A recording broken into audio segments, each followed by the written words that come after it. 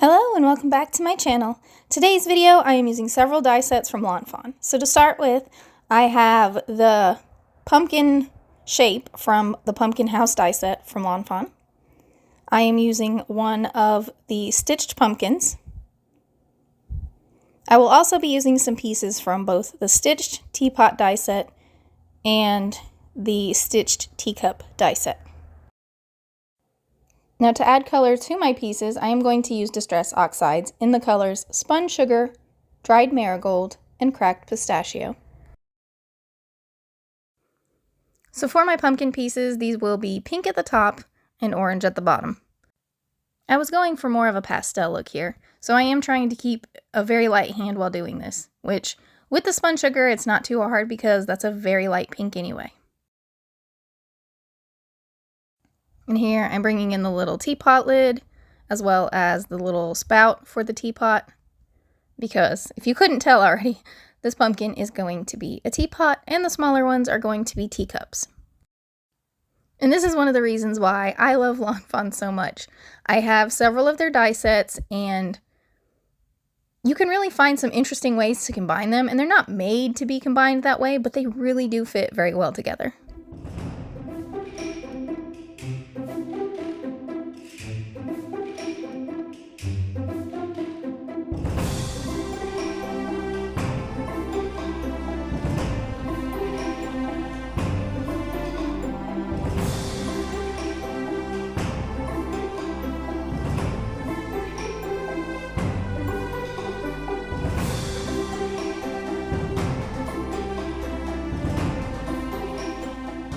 Moving on, I'm going to use my Cracked Pistachio ink to color the handles, the saucers, and one pumpkin stalk.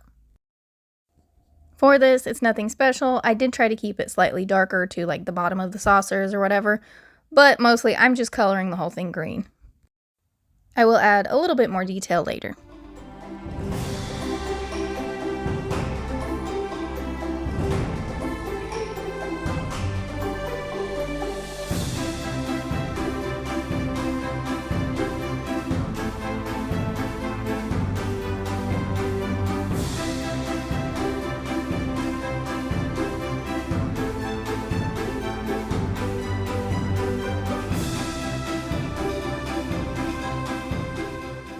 So after these pieces had been on my desk for almost a week, I decided I would add some shading with some Copic markers. So I have VO1, and I am going to shade the bottom of both my teacups and my teapot with this marker.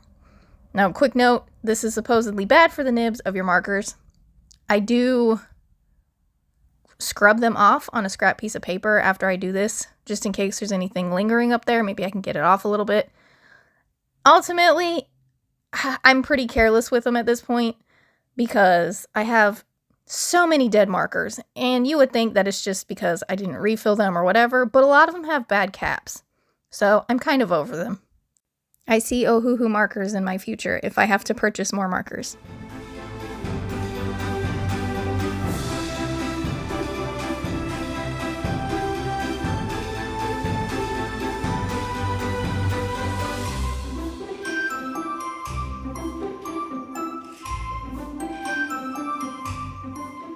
Now for my green pieces, I'm going to use G00 to shade it. I am sticking to like the bottom of the saucers, the center of the saucer where the little cup will sit. I'm going to shade a couple spots in the handles, and then for the leaves, I'm going to shade around the little detail lines, like the veins, and then I'm going to add some spots here and there. At some point off camera, I did decide to add G02 to the leaves, just on the spots, just to make it stand out just a little bit more. Since I was trying to keep the whole thing a little bit on the pastel side, I didn't want to go too crazy with the darker colors.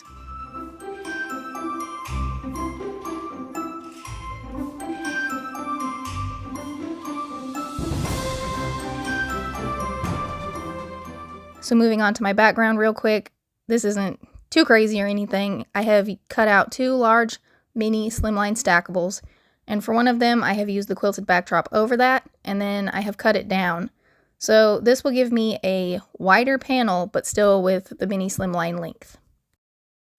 And for those pieces, one is just a tan cardstock, and then the other one I think I inked up with one of the purple Distress Oxides, but I would have used a purple cardstock had I found the right color. Now I'm just cutting off this little knob on the lid because it will stick out behind this little pumpkin stem. And then I'm just gluing all my pieces together.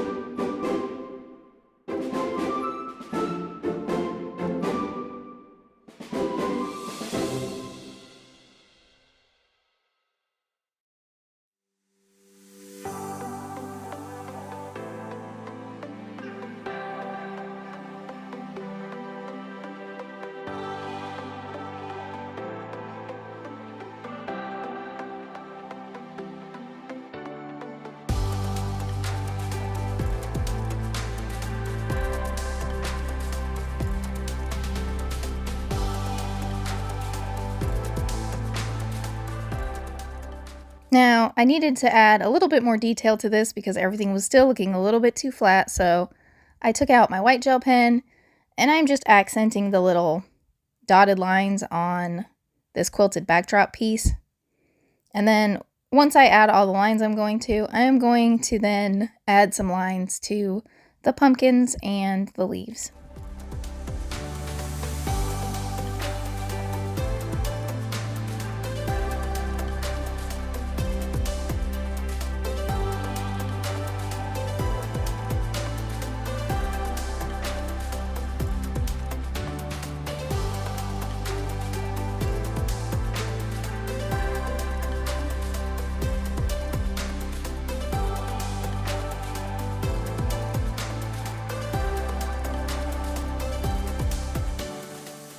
Another thing I felt like this needed was a little bit of shading underneath my tea set. So I'm just taking this E31 marker because I felt like it was not too terribly dark compared to my background paper. And I'm just kind of creating a little bit of shadow underneath all of my pieces.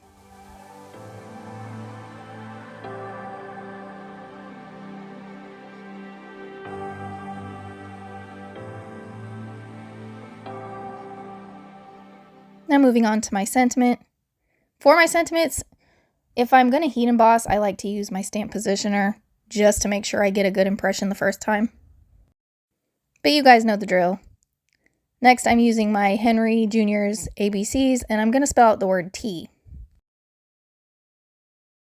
To stamp it, I'm using Hero Arts Unicorn White Pigment ink, and then I'm going to use the white detail embossing powder over the top.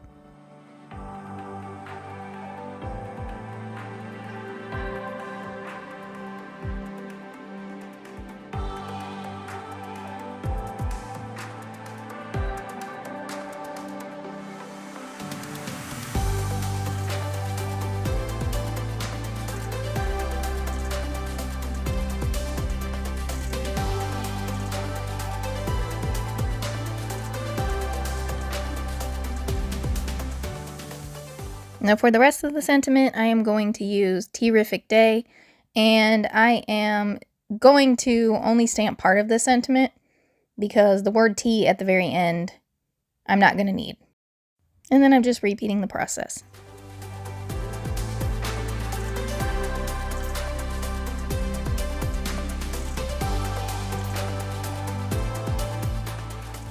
So now my sentiment reads, "Long time, no tea."